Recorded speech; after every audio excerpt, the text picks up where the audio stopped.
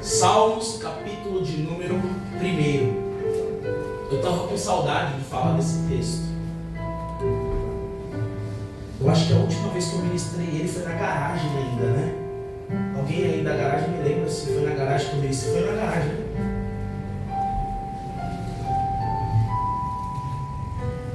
Bem-aventurado aquele que não anda no segundo o conselho dos ímpios, nem se detém no caminho dos pecadores, e nem se assenta à roda dos escarnecedores. Pelo contrário, o seu prazer está na lei do Senhor, e nela medita dia e noite. Ele será como árvore plantada junto a correntes de água, a qual dá o seu fruto na estação certa, cujas folhas não murcham, e tudo que ele fizer prosperará. Não é assim com os ímpios. Eles são como palhas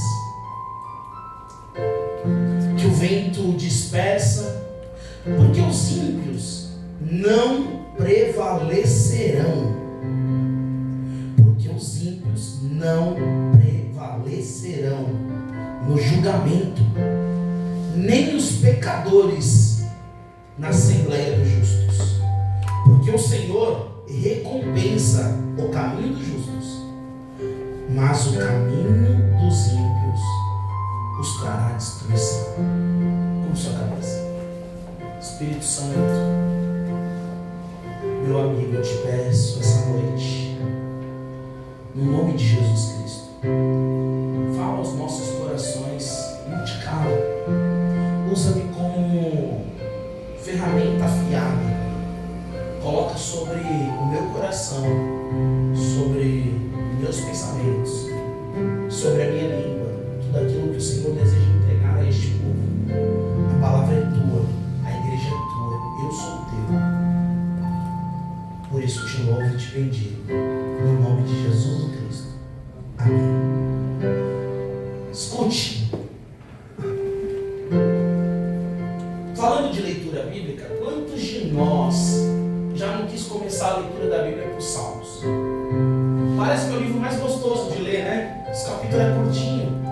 E aí, como tem 150, a gente pensa, vou começar rapidinho e acabo. Te enganaram, teve 119 aí, irmão. Vamos chegar nele. Mas quando a gente começa lendo, quem de nós nunca ouviu pelo menos, ou abriu em algum momento, Salmos 1? Bem-aventurado é o homem que não anda segundo o conselho dos ímpios. Bem-aventurado é o homem que não se detém no caminho dos pecadores. Bem-aventurado é o homem que não se assenta à roda dos escarnecedores. Antes de tudo, o seu prazer está na lei do Senhor, e nessa lei ele medita de dia e de noite. Quem é esse homem? Ele é como uma árvore que foi plantada junto a ribeiros de água. Mas ele vai dar fruto. Em qual estação? Na estação própria. E tudo que ele fizer, ele prosperará. Pastor, quem é esse homem? A gente precisa começar as coisas pelo começo. A palavra bem-aventurado do hebraico ali, ela vem de uma raiz que quer dizer alguém plenamente satisfeito. O que é plenamente satisfeito, pastor? O que é estar plenamente satisfeito? Estar satisfeito por completo. Bem-aventurado é o homem que está satisfeito por completo. Bem-aventurado é aquele que está satisfeito por inteiro. Deixa eu te falar. Faz quanto tempo que você não está inteiro nas coisas? Nós estamos na série de Filactério, sim ou não? Sim. Faz quanto tempo que você não está inteiro nas coisas? Faz quanto tempo que você se acostumou a não estar inteiro no trabalho? Faz quanto tempo que você se acostumou a não estar inteiro nos estudos? Faz quanto tempo que você se acostumou a não estar inteiro no reino? Faz quanto tempo que você se acostumou a não estar inteiro no casamento? Faz quanto tempo que você se acostumou a não estar inteiro em nada da sua vida? Tudo que você faz tem você, mas são fragmentos. São pequenas porções de você. Só uma parcela de quem você é. No casamento você tem uma parcela, no trabalho você tem outra parcela, na igreja você tem outra parcela, nos estudos você tem outra parcela. E no final das contas, você se esqueceu como é estar inteiro nas coisas. Você se esqueceu que o chamado de Deus não é para que você faça uma ou outra coisa, mas é para que você tudo que fizer, faça plenamente, para que assim você alcance satisfação. Quantos de nós pode olhar para o próprio emprego, para o próprio trabalho e falar assim: pastor, eu estou satisfeito com o meu emprego. Nenhuma proposta que chegar até mim hoje abalaria meu coração em sair desse lugar. Não seria dinheiro, não seria melhores recursos, melhores benefícios. Eu estou plenamente satisfeito com o que eu tenho. Quantos de nós estamos plenamente satisfeitos com os relacionamentos que nutrimos? Amizades, relacionamentos afetivos, amorosos, casamento, namoro, noivado, relacionamentos parentais. Quantos de nós estamos plenamente satisfeitos com o relacionamento com nossos filhos, nossos pais? Quantos de nós estamos inteiros nesses relacionamentos? Quantos de nós podemos dizer que o meu cônjuge me tem por inteiro? Ele não tem uma parcela de quem eu sou. Ele me tem por inteiro. Quantos de nós podemos olhar para a nossa história e dizer assim: eu estou plenamente satisfeito, pastor, eu não sinto falta de nada. Deixa eu te contar uma coisa. Todo pecado nasce de alguém que não está satisfeito com o que tem. Todo pecado nasce de alguém que não está satisfeito com aquilo que possui. O adultério nasce de um casamento onde alguém não está satisfeito com aquilo que alcançou da parte de Deus. Até mesmo quando você olha para outros cenários, quando alguém se propõe dentro da sociedade, é trabalhar numa empresa que, quando você percebe, é uma empresa que exige que você minta, é uma empresa que exige que você faça algo errado, e você se conforma com aquilo, o que acontece? É porque você está insatisfeito com o que tem. Estando insatisfeito com aquilo que você tem, com aquilo que você é para aquele lugar, você se condiciona a fazer o que pedem que você faça. Todo pecado nasce de uma insatisfação. Todo pecado nasce de uma insatisfação. É uma insatisfação às vezes com o reino de Deus. Eu estou insatisfeito porque Deus me prometeu e Ele ainda não cumpriu. Aí a gente quer fazer, sabe igual quem? Igual Abraão. A gente quer dar um jeito para o nosso milagre. Deus disse que ia me fazer pai, então está tudo bem se eu gerar um filho fora do meu casamento. Pastor, mas o que é isso? Está tudo bem se eu gerar um milagre fora de uma aliança. Está tudo bem se eu gerar um milagre a partir do meu jeito de fazer. Afinal de contas, não foi Deus que disse que ia fazer? Por que Ele não fez então? Todo pecado nasce de uma insatisfação. E eu quero te desafiar, eu quero que essa mensagem ela seja como de verdade um pequeno alfinete te cutucando todos os momentos. Porque você precisa sair dessa noite aqui entendendo por que Deus quis me ministrar sobre estar satisfeito com as coisas. Onde eu estou insatisfeito? Você está satisfeito como mãe? Você está satisfeita como mãe? Com o papel que você tem feito, com aquilo que você faz pelos seus filhos? Você está satisfeito como pai? Você está satisfeito com aquilo que você entrega pela sua família? Você está satisfeito com aquilo que você julga ser o seu melhor? Porque deixa eu te falar, às vezes o ato de julgar que é o meu melhor não quer dizer que seja de fato o meu melhor. Às vezes nós queremos comprar tempo com recurso. Como assim, pastor? Eu não tenho tempo de qualidade na minha casa com a minha esposa. Então o que eu faço? Eu trabalho muito para ter dinheiro, para poder levá-la para algum lugar. Quando na verdade o que ela precisava era de atenção.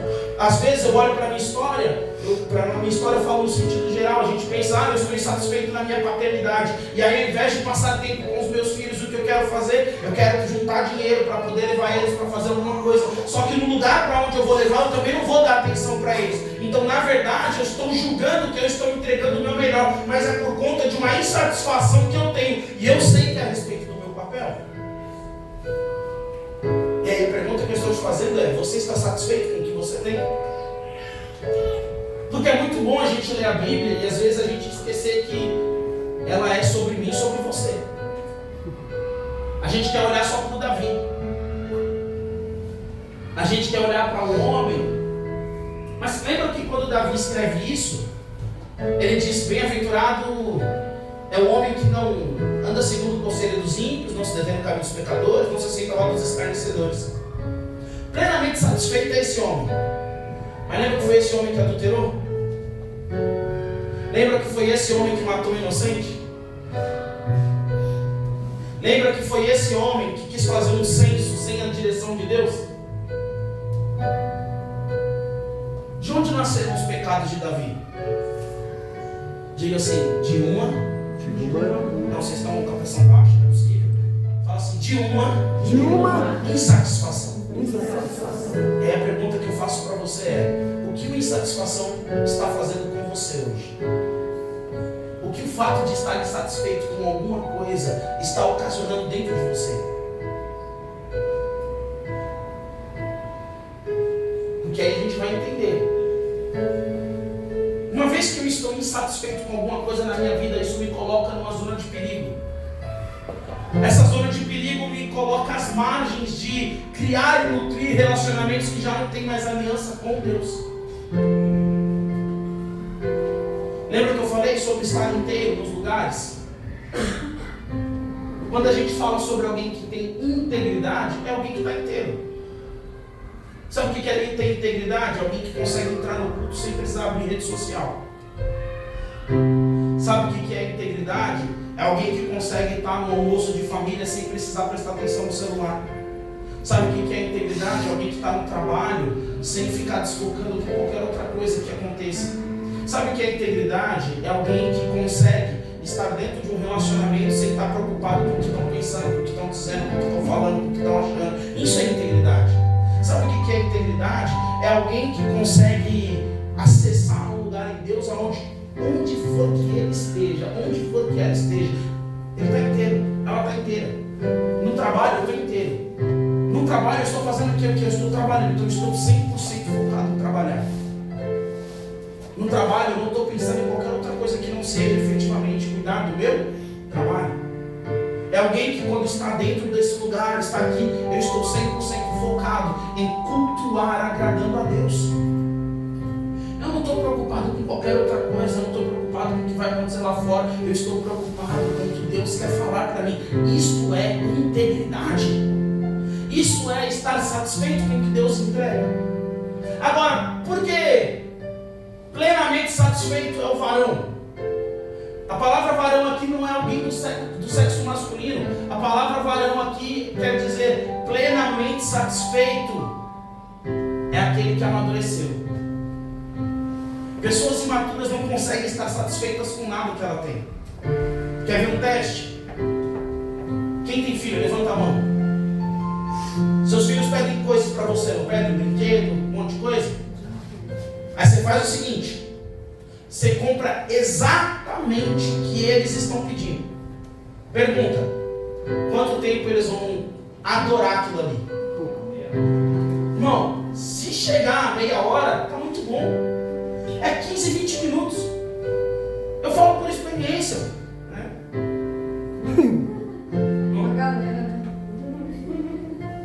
Mas é isso, você vê o ímpeto deles de olhar e você fala assim: nossa, eu quero, é a melhor coisa do mundo. E quando eles ganham, meu Deus do céu, deve ser um pico de euforia dentro deles. Meu pai me deu, minha mãe me deu, não sei o que, eu ganhei, conquistei. Quando de repente você vira as costas, você compra um brinquedo caro, uma coisa que olha, você fala: meu Deus do céu. Eu me lembro de quando a gente comprou uma bicicleta, meu Deus do céu. E era bicicleta, e vamos andar de bicicleta. Não, passou meia hora, cadê a bicicleta? Estava lá. E ele estava fazendo o quê? Ele estava pintando no chão com a folha de sulfite.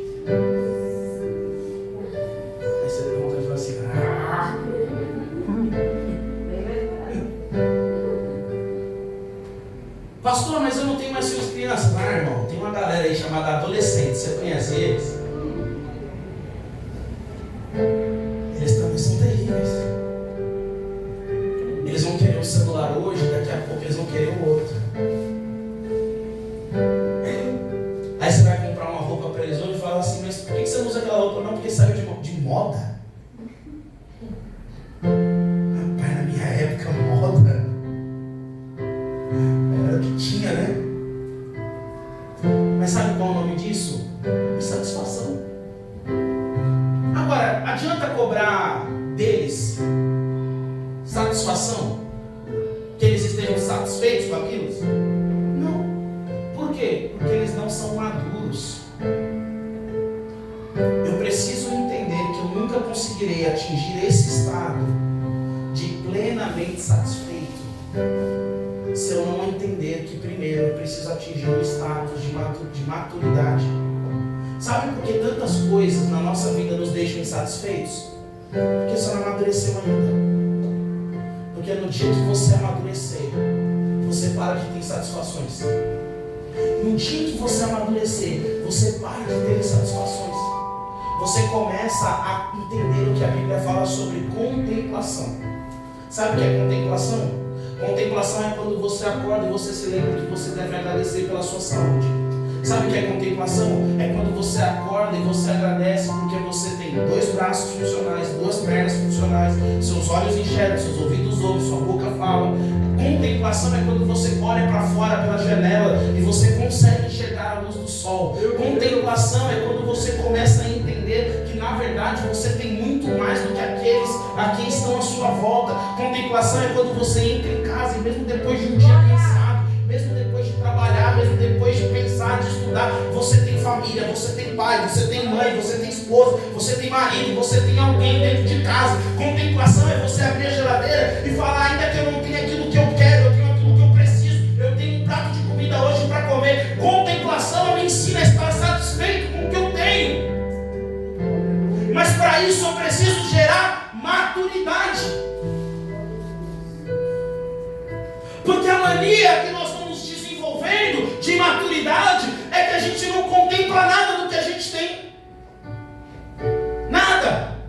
A gente vive tanto na insatisfação do que não temos, que esquecemos de olhar para aquilo que temos. Sabe quando você contempla algo que você tem? Você contempla a sua saúde quando você vai para um hospital e fica internado. Sabe quando você contempla a sua vida? Quando você entra no cemitério para sepultar alguém que você amava. Sabe quando você contempla de fato tudo aquilo que você possui? Quando você se depara com alguém que está na rua, está trabalhando, está andando, é um morador, mas que ele se dá feliz por aquilo que ele tem na vida dele. Aí você começa a compreender o que é estar plenamente satisfeito. Pastor, mas então quer dizer que eu não posso desejar outras coisas? Desejar é diferente de insatisfação. É completamente diferente. Porque o desejo vem daquilo que eu gero expectativa, não daquilo que eu não dou valor porque não tenho.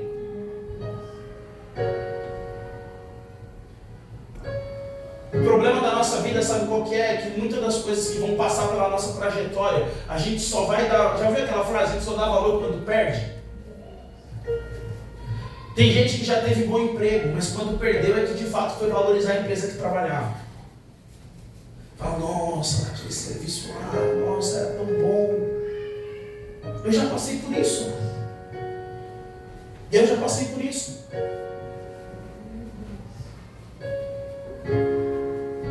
Tem gente que já teve boas amizades, mas só depois de estar tão insatisfeito com as amizades que tinha, se deparou sozinho e falou, nossa, saudade de fulano, saudade de ciclano. Tem gente que já teve um pai, tem gente que já teve mãe vivos. E sabe quando foram valorizar? O dia que não estiveram mais aqui. Eita, meu Deus, que saudade, que vontade de estar perto. Mas quando estava perto, não valorizava. Por quê? Porque sempre tinha uma insatisfação escondida por detrás. É bonito a gente ler Salmos 1 e falar assim, plenamente satisfeito. Mas Deus está querendo mexer primeiro na sua insatisfação, dizendo para você, amadurece. Amadurece, porque na medida em que você amadurecer, eu vou te mostrar o que é contemplar o que eu já coloquei na sua mão. Amadurece para que você se dê por satisfeito com o que você tem. Porque enquanto você só se queixar daquilo que não tem, como você desfruta daquilo que tem? Sabe, algumas vezes a gente lembra desse cenário. Uma vez nós ouvimos de uma pregadora exatamente isso, que mexeu com a minha estrutura. Tão pecado em Gênesis quanto comer do fruto que não deveria ser comido, era não ter desfrutado do que deveria ter sido desfrutado. Porque havia uma ordem ali, era coma de todo fruto. O que abre a brecha para que eu coma daquilo que eu não devo comer? É a insatisfação de saber que tem algo que é proibido para mim. É a insatisfação de saber que algo ainda não tenho maturidade para tocar, não tenho maturidade para alcançar. A gente nunca vai saber isso na história, se em algum momento Deus permitiria que Adão e Eva comessem do fruto do conhecimento do bem e do mal, para saber o que era certo e o que é errado. O problema é que eles decidiram desfrutar daquilo quando ainda estavam em desobediência. E o problema é que Deus estava falando para eles, eu te dei tudo. Olha tudo que eu te dei lugares que as pessoas desejavam estar. Eu te dei ambientes que as pessoas lutariam para ter. Lugares de acesso, lugares de trabalho, lugares de ministério, lugares de reino. Mas quando você se insatisfaz com aquilo que eu confiei a você, você olha para aquilo que não era seu. E o que ocasiona? A queda. Plenamente satisfeito é maturidade. Plenamente satisfeito é aquele que amadureceu o suficiente para entender. Deus, obrigado. Quer conhecer alguém maduro? Conheça alguém que é grato. Quer conhecer alguém maduro? Conheça alguém que é grato. E eu não estou falando de grato, de ser alguém agradecido, que são coisas diferentes. Sabe o que é alguém agradecido? Alguém agradecido é alguém que momentaneamente se faz de grato, mas não é grato. Alguém grato é alguém que nunca vai voltar para questionar um porquê, um pra quê, um quê. Sabe a diferença? É assim. Sabe o que é alguém agradecido? Uma empresa mandou 1000 funcionários embora. O cara chega no escritório e fala, meu, obrigado pela oportunidade, vocês foram gente boa comigo. Cara, vocês são 10, meu, não tenho palavras.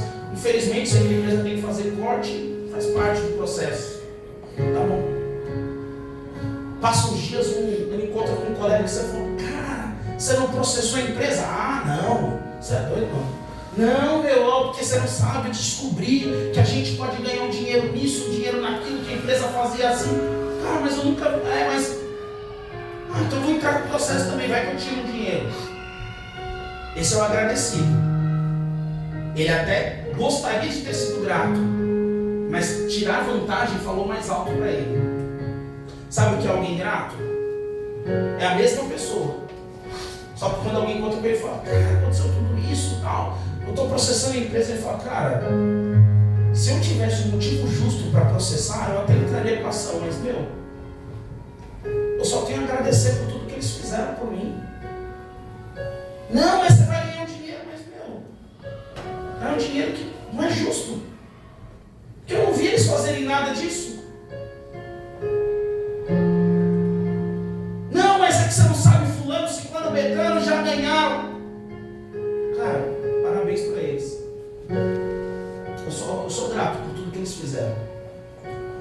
A gratidão, mesmo quando você não tem um benefício de volta para você, ela permanece. Ela permanece. E ponto. A gratidão, ela se estende a todos os ambientes da sua vida.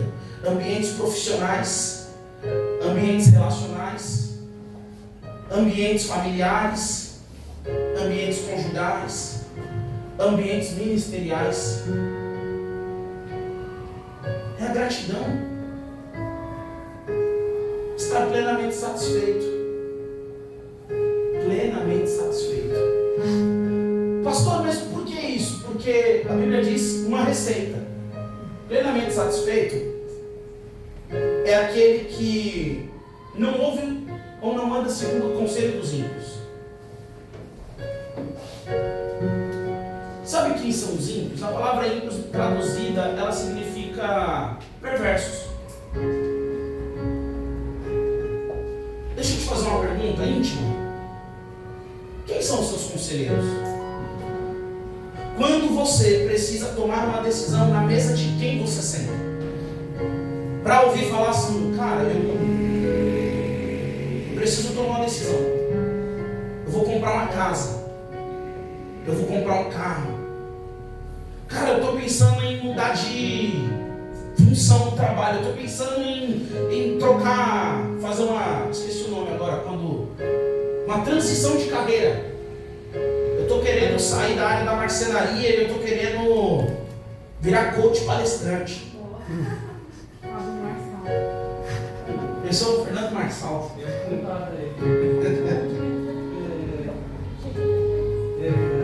Quem são os seus conselheiros? Porque eu preciso te dizer isso. Não é só a pessoa que te aconselha, é o que ela te aconselha. A Bíblia não diz que bem-aventurado é aquele que não anda com os ímpios.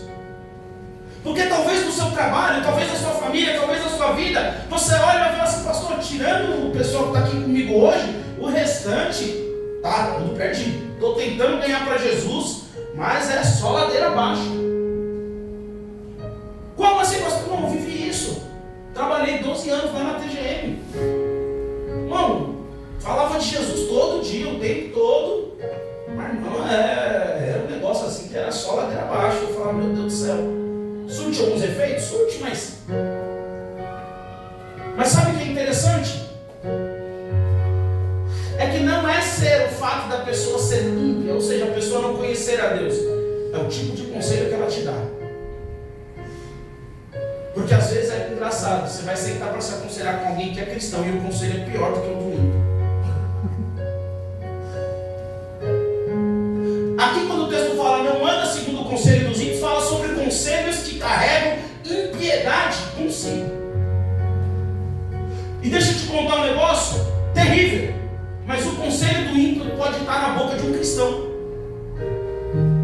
O conselho de um ímpio pode estar na boca de um cristão. Porque eu já vi diversas vezes pessoas que nos procuraram em gabinetes pastorais, nos procuraram em outros ambientes, fora de lugares da igreja, e falam, mas você acredita que quem disse isso para mim foi um pastor? Você acredita que... Não, eu falo, mas cara, isso aí está fora da Bíblia. Isso aí não tem nada a ver com Deus. E aí a pergunta sobre quem são os seus conselheiros é para você saber quais são os tipos de conselhos que você tem dado ouvido. Eu já disse isso aqui algumas vezes. Faça assim com a sua mão. Só você, vou falar assim, é só você que tem mão. Faça assim. 5 pessoas. Quem são as 5 que mais te influenciam? Consegue pensar aí? Fecha de novo. Agora começa a mentalmente contar elas no dedo. Rapidinho. Primeira. Quem é a segunda? Terceira, quarta, quinta. Teve gente que parou na segunda. Segunda travou. Só tem 4. Por quê? Porque a nossa vida vai ser conduzida pelas 5 pessoas que mais nos influenciam. A nossa vida vai ser pautada por essas 5 pessoas que mais têm influência sobre nós. Aí deixa eu te fazer uma pergunta. E se uma dessas pessoas carregar um conselho ímpio na sua boca? E no momento em que você precisava de uma palavra de direção, de uma palavra de orientação, você deu ouvidos a esse tipo de conselho? Porque aquele que não anda segundo o conselho dos ímpios está dizendo, o ímpio sempre vai ter uma direção para você. O ímpio sempre vai apontar um caminho para você. O conselho do ímpio sempre vai ter uma direção certa. E deixa eu te dizer, para quem está perdido, qualquer direção serve. Porque quando a gente está perdido, aparece alguém apontando meia direção, a gente fala, opa, me achei, era esse o meu caminho, essa era a rota que eu estava precisando, agora eu entendi, agora eu sei o que eu precisava fazer.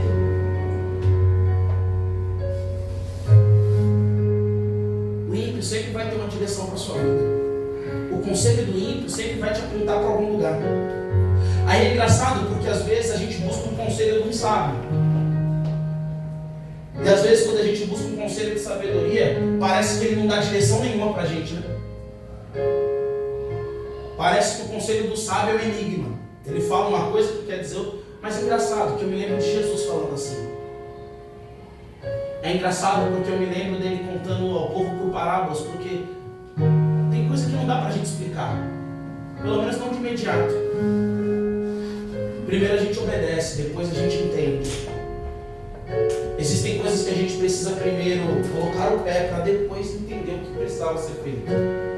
Você imagina Jesus virando no meio da festa de Caná e as pessoas querendo perguntar para ele por que ele estava mandando encher as talhas de água? Você imagina Jesus falando para o povo, Jesus não tinha feito um milagre. Jesus não tinha feito um milagre. Sabe qual é o problema? É que nós preferimos pessoas que gerem resultados humanos, direções humanas, do que aguardar por providências que sejam divinas, por direções que sejam divinas. A pergunta que eu me faço, eu não estou dizendo que eu faço para vocês, eu me faço, é se eu fosse um dos serviçais da festa, eu teria tido coragem de tirar água e levar para o mestre sala? Porque deixa eu te contar, a temporalidade daquele texto diz o seguinte: e tendo o mestre sala provado a água transformada em vinho. Sabe quando foi que a água virou vinho? Na boca do mestre sala. Não foi em outro ambiente. Eles não colocaram água na talha e saíram pegando vinho, levando vinho para Jesus. E tendo o mestre sala provado a água transformada em vinho. A condição temporal do grego ali diz: quando ele provou, virou vinho. Mas esse é o tipo de conselho que muitas das vezes a gente não vai querer ouvir, porque não carrega uma direção que aparenta ser exata para a gente. Afinal de contas, eu preciso de vinho e não de água. Afinal de contas, o que eu estou pedindo é por uma coisa, como eles vêm me oferecer outra. Não ande segundo o conselho dos ímpios. Não ande segundo o conselho dos ímpios. Vou dizer novamente, quem são os seus conselheiros? Quem são as pessoas que têm relevância na sua mesa? Sabe o que eu digo de relevância? É alguém que uma palavra dessa pessoa basta para mudar a direção do seu curso. Sabe o que eu digo de relevância? É alguém que se disser para você, não faz, acabou. Acabou, é ali, acabou. Eu me lembro do ano retrasado, a gente estava para viajar para o Rio de Janeiro. Íamos viajar eu, um outro pastor amigo e um presbítero. Eu estava pedindo para uma direção para Deus. Falei, Senhor, me dá uma direção, porque eu preciso dessa direção, sabe? Para entender, né, as coisas e tal, se é da tua vontade, eu ir para a Volta Redonda. E eu orando, Deus não falou nada comigo. Oi? O Edson também, o Edson veio na verdade, né, Edson? Eu orando. Deus não falou nada.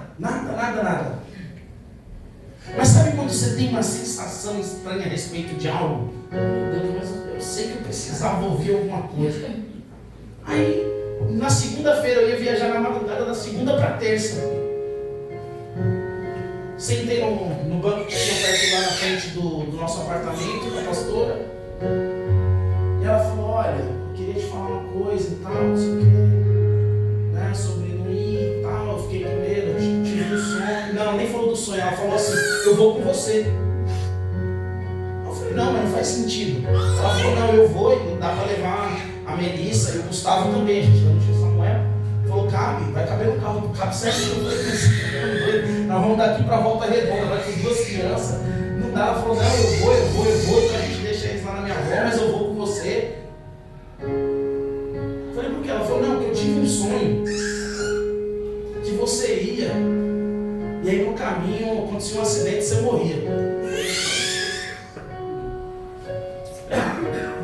Ah, tá. Falei, tá legal. Ela falou, não, e não sei o que, mas aí eu falei, não, eu não vou. Eu não vou. Não, deixa eu te falar uma coisa. Ninguém me influencia mais do que a minha esposa. Ninguém. É o maior conselho que eu vou ouvir. É o maior. Eu falei, eu não vou. Não, mas eu não vou. Então ela falou, não, que eu não queria. Eu falei, não vou. Não estou triste, não estou chateado, não estou nada. Eu estava orando, pedindo para Deus falar comigo. Você teve um sonho. Aí lembro que no dia seguinte, na madrugada, um pouquinho antes, o pastor amigo tinha falado que não ia poder ir, que não sei o que estava enrolado. Mandei mensagem pro Edson não viu o celular de manhã. 2 horas da manhã, o Edson estava lá mandando mensagem, pastor, estou aqui embaixo esperando. No dia seguinte, falando com o pastor amigo e tal. Ele falou, e aí, varão, já chegou? Eu falei, não, varão, não fui, aconteceu assim. Ele falou, você acredita que Deus tinha me dado uma palavra? Eu falei, não, vocês estão de brincadeira comigo? Eu estou aqui orando, pedindo uma direção de Deus. Deus deu a direção para você, deu a direção para mim, e os dois estavam quietos.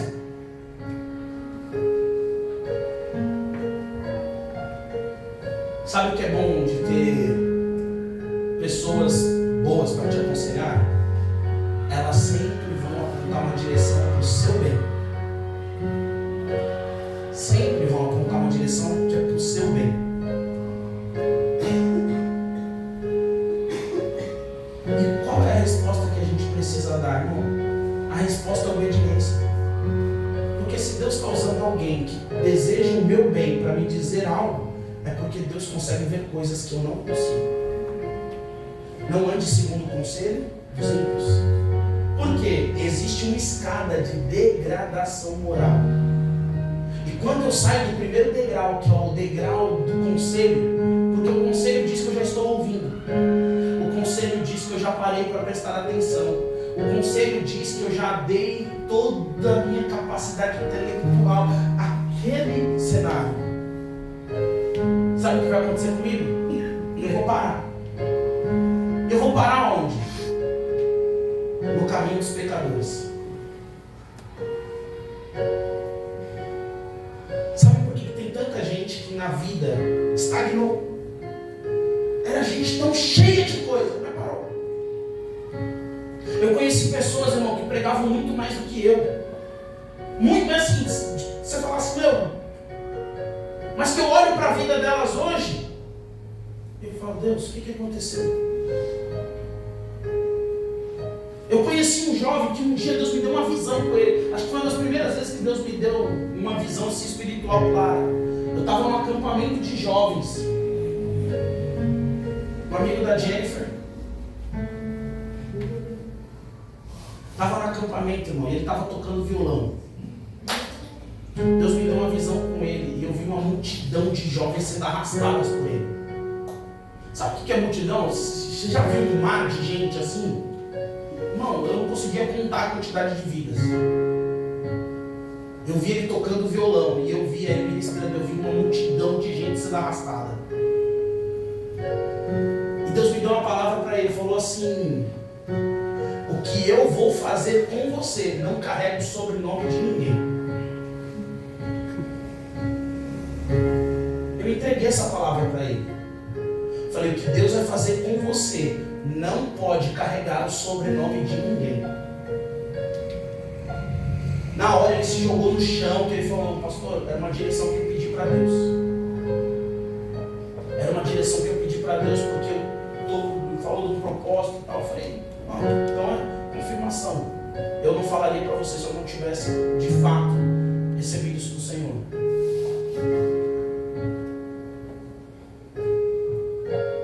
Sabe onde está esse jovem hoje? Eu não sei. O que eu sei é que um pregador, irmão, assim, fora da curva, um evangelista com poder de atração fora do normal, parou. Porque não é sobre o que tem em você,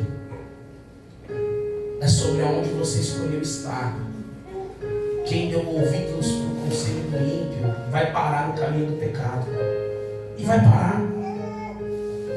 E sabe qual é o problema de quando eu paro no caminho dos pecadores? É que eu sei aonde o que eles estão fazendo vai nos levar, e isso já não me incomoda mais. Eu sei o que eles estão fazendo e onde isso vai nos levar, e isso já não me incomoda mais. Deixa eu te falar uma coisa: quando você entrar num ambiente e o pecado nesse ambiente não te incomodar mais, você precisa começar a mudar a sua vida. Quando você entrar num ambiente e o pecado dentro desse ambiente não te incomodar mais, você precisa rever como você está se comportando diante de Deus.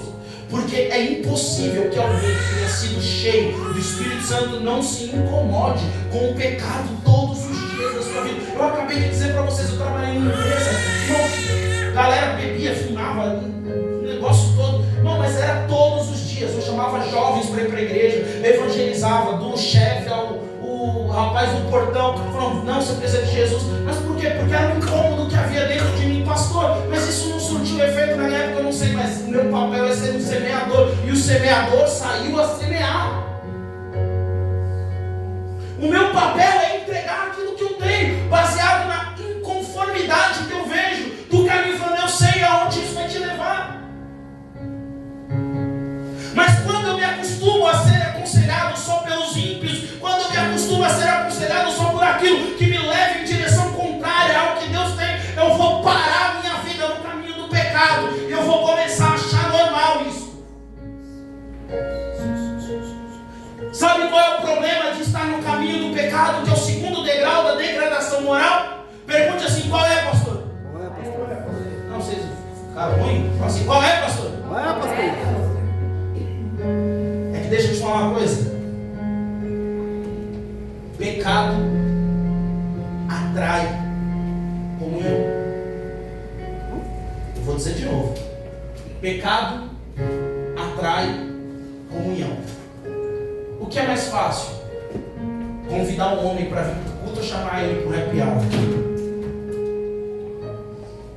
O que é mais fácil? É convidar uma mulher para vir para o culto ou convidá-la para bater perna no shopping? Pecado atrai comunhão. Porque o terceiro degrau da degradação moral é que quem escuta, quem começa ouvindo o conselho dos ímpios, para no caminho do pecador, e agora ele está sentado à mesa dos escarnecedores. Sabe qual é o problema? É quando eu me sento em mesas que tudo o que é gerado daquele ambiente não consegue carregar uma grama de Deus. E aí eu vou tornando isso parte do meu convívio normal. Eu vou gerando comunhão com isso. Eu vou gerando comunhão com as piadas de duplo sentido. Eu vou gerando comunhão com as insatisfações. Lembra que eu disse sobre estar plenamente satisfeito? Eu me acostumo, porque a minha insatisfação com a sua insatisfação, com a insatisfação do outro, nós fazemos o clube dos insatisfeitos. E como todo mundo gosta de ser aceito, como todo mundo quer um lugar de acolhimento, o que nós queremos? Nós queremos então estar insatisfeitos juntos, porque afinal de contas, tá tudo bem falar mal do patrão, então a gente se reúne para falar todo mundo junto, porque eu não gosto dele por isso, eu não gosto dele por aquilo, eu não gosto dele por aquilo outro. Não, tá tudo bem falar mal do meu gerente, porque tá todo mundo eu não gosto, ninguém vai com a cara dele. Tá tudo bem eu me reunir com os meus irmãos para poder falar mal do meu pastor, porque afinal de contas eu não gosto dele por isso, por aquilo outro. Tá tudo bem então eu me reuni com os meus irmãos para falar mal do meu outro irmão, porque afinal de contas, olha, você viu a roupa com que ela foi pro culto, você viu o que aconteceu. Mas isso é a mesa daqueles que escarnecem da presença de Deus e perderam o temor dele. Porque a gente começa a acreditar que Deus não está vendo isso. E a gente se questiona ainda dizendo, eu queria que Deus fizesse um milagre na minha vida. Que milagre que Ele vai fazer por você? Explica para mim.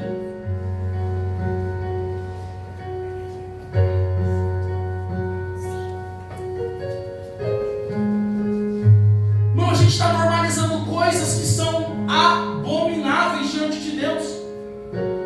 Segunda-feira eu estava dando aula aqui no curso. A gente falando sobre os fins dos tempos, sobre a classificação de condenação. Não existe, pecadinho. Existe diante de Deus e a Bíblia descreve. Deus tem pecado por maior ou menor, mas é porque existem classificações de pecados para o próprio Deus. E aí a Bíblia vai dizer que existem 6 coisas que Deus odeia. Quais são elas? Pés que se apressam para fazer o mal, mãos que matam o inocente, língua mentirosa.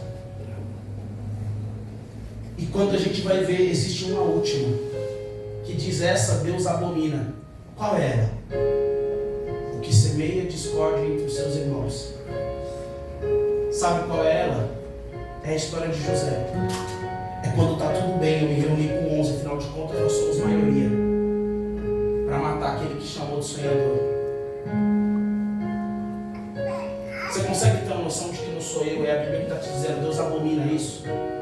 Deus trata esse pecado pior do que aquele que matou, aquele que abortou uma criança no ventre. Deus trata esse pecado de forma diferente. Porque a gente se acostuma a gerar comunhão com isso. A Bíblia está dizendo: quem começa dando ouvido para o conselho dos ímpios vai acabar caindo no caminho dos pecadores. Sabe o que acontece com quem anda no caminho dos pecadores? É igual uma escada rolante que roda, roda, roda, mas não vai te levar para lugar nenhum. É que nem você está numa esteira que está rodando em falso. Sabe quando o carro começa a patinar? A sensação é que tem muita força, mas não tem movimento algum. Por último, senta na mesa dos que escarnecem. Pastor, quem são os escarnecedores? São aqueles que zombam da presença de Deus. Porque é impossível eu não acreditar que se eu sentar numa mesa onde as pessoas falem mal do meu Deus, falem mal do evangelho que eu sirvo, aonde as pessoas zombem do cristianismo, aonde as pessoas façam piada disso, aonde as pessoas tenham comportamentos que se opõem à verdade do evangelho, aonde as pessoas, como eu disse, se reúnem para falar mal do chefe, se reúnem para falar mal do gerente, se reúnem para assassinar, porque isso são assassinatos de reputações. Na maioria das vezes, quem escarnece não tem pacto nenhum com a verdade. Eles têm pacto com compartilhar a sua insatisfação. Eu compartilho a minha insatisfação, porque se eu compartilhar a minha insatisfação com a Micaela, vai juntar com a insatisfação dela. E a insatisfação dela, ela vai compartilhar com o Fernando em casa. E vai juntar com as nossas insatisfações. Então o que a gente vai fazer? Vamos pegar nós 3. A gente vai juntar e falar assim: agora nós estamos insatisfeitos. Mas pelo menos a gente está insatisfeito juntos.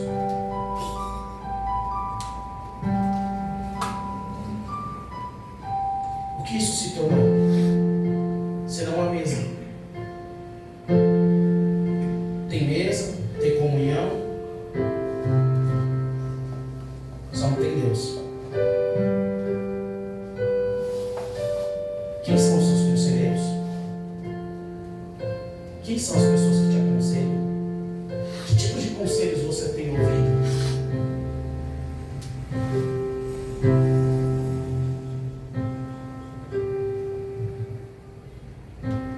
Existe uma teoria que fala do conselho da janela. Já ouviu falar disso?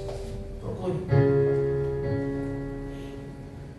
A teoria do conselho da janela diz que um dia um homem estava passando na frente da janela de casa e gritou: pula, pula, tá pegando fogo, pula, tá pegando fogo. O que o homem fez? Ele pulou. Caiu, morreu, chegou no céu e pergunta para Deus, fala: Pai, por que eu morri se eu pulei para me salvar? Aí ele fala: deixa eu te contar um negócio. Era o que estava pegando fogo, era a casa do vizinho.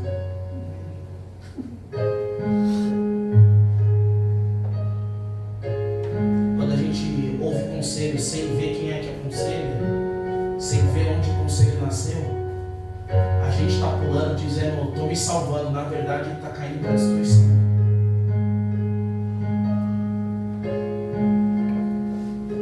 Sabe o que é interessante? A Bíblia dá todos esses parâmetros dizendo: plenamente satisfeito é o homem que não faz isso.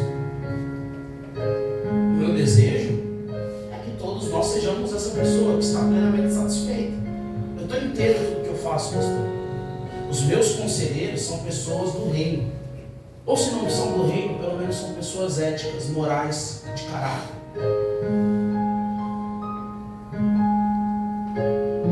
Eu me tornei essa pessoa, pastor, plenamente satisfeito. Eu não reclamo de nada da minha vida. Não que eu não desejasse ter coisas melhores, mas eu não estou me queixando do trabalho que eu tenho, não estou me queixando da vida que eu levo, não estou me queixando do meu casamento, não estou me queixando dos meus filhos, nem da minha saúde. Eu aprendi a estar satisfeito com o que o Senhor me deu. Sabe o que o texto diz? Esse homem alcança essa maturidade através da leitura da palavra. Mas não é só ler por ler, ele lê e medita. Porque quando ele lembra e fala: exaltai o Senhor Deus dos exércitos, que vos deu vitória.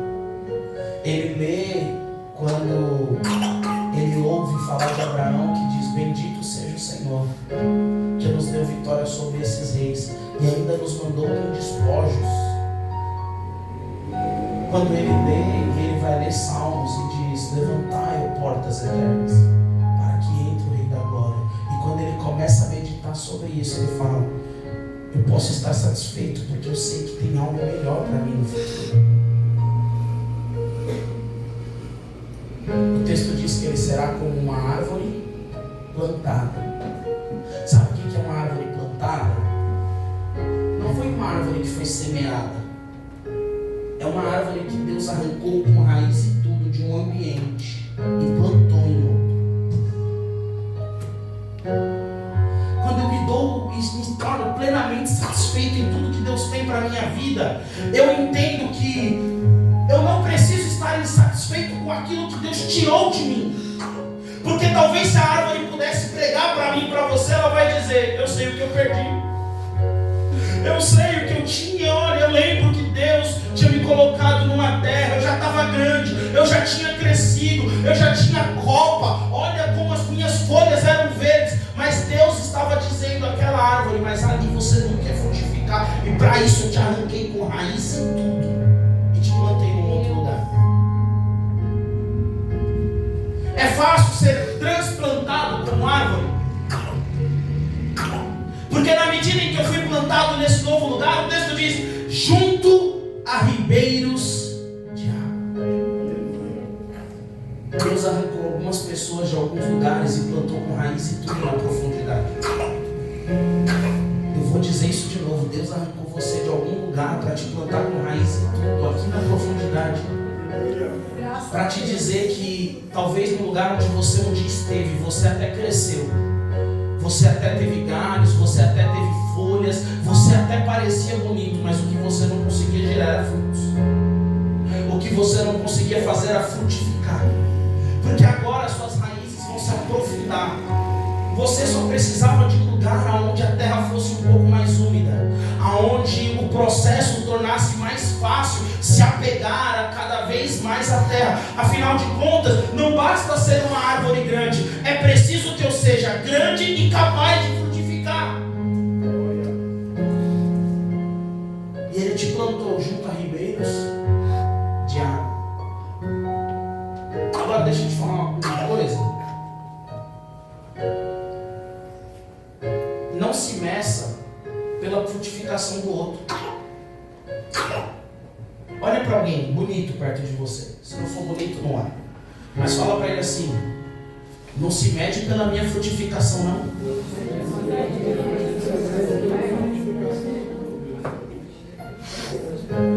Sabe por quê?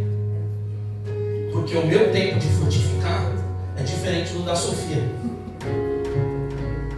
Eu tenho uma estação, ela tem outra. O meu tempo de frutificar é diferente do tempo da Micaela. O meu tempo de frutificar é diferente do Edson, é diferente do Márcio. O problema é quando a gente vê o outro frutificando e a gente quer se medir pela frutificação do outro. Olha, você está vendo ali? Não acredito. Está frutificando lá, ó. Já era para estar frutificando aqui. Você precisa aprender que você tem uma estação própria. Se você entendeu que está plenamente satisfeito e que você é a árvore plantada, aguarde a tua estação. Aguarde a tua estação. se você não tem dado ouvidos aos conselhos dos ímpios, se você não tem andado no caminho dos pecadores, se você não tem se sentado na mesa dos escarnecedores, aguarde a tua estação, porque você está aprendendo a estar satisfeito com o que você tem, e eu preciso aprender a estar satisfeito até no dia que eu ainda não comecei a frutificar, ainda olhar para quem está do meu lado. Não sei se você é uma árvore que é uma mangueira, se você é uma macieira, mas algum tipo de árvore você é, e você precisa olhar para quem está perto de você e dizer: você frutificou, daqui a pouco chega a minha hora, mas o outro frutificou na minha frente, daqui a pouco chega a minha hora. Meu Deus. Você tem uma estação própria. Existem aqueles que frutificam no outono, existem aqueles que frutificam no verão, existem aqueles que são os da primavera. Os da primavera gostam de ser amostrados, né? Porque eles já vêm frutificando com um monte de flor. Mas existem aqueles que frutificam no inverno, que quando todo mundo parou de frutificar, eles começam a gerar frutos para dar sustento para a estação mais fria do ano. São eles. Você já comeu pinhão no verão? Não? É porque a estação dele não é essa. Você já tentou comer manga no inverno? Terrível. Primavera está chegando e as mangas nem tão boas ainda, porque a estação dela é o calor. Cada fruta tem a sua estação, cada fruto tem a sua estação, cada árvore tem a sua estação. O que você precisa se preocupar hoje é não se frustrar enquanto você não frutifica. Pastor, como que eu não me frustro? Volta atrás. Acompanhe os 3 primeiros passos. Sai da mesa dos escarnecedores. Volta a caminhar na direção contrária do caminho dos pecadores. Tapa os ouvidos para os ímpios e volta a contemplar para que você esteja inteiro em tudo aquilo que você fizer. Eu profetizo sobre a sua vida. Levanta a sua mão, eu quero profetizar essa palavra. Há um tempo de frutificação chegando sobre essa casa. Há um tempo de árvores que darão frutos. Há um tempo de frutificação.